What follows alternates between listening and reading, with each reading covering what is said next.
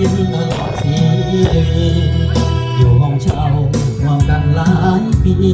บอกอาจจะมีแนวคิดเปลี่ยนพันหาเงิน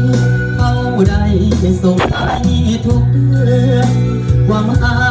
ก็เริ่มขาดเคือน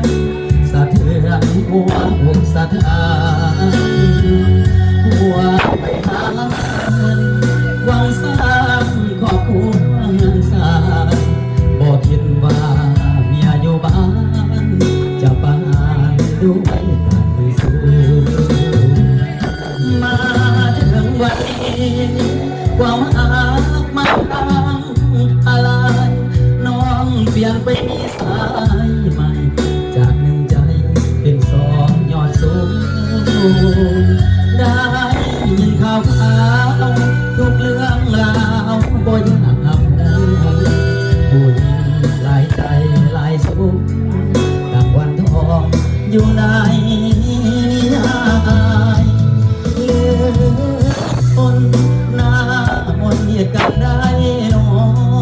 ความอดทนเกินคำว่าพอจบเร็วละนอบ่เหลือเนื้อได้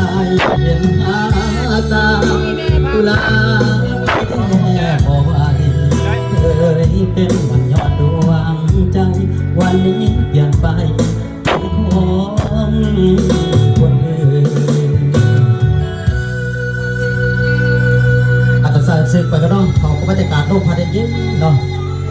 ดื่มเบียร์นะเจ้าภาพเจ็บแซ่บ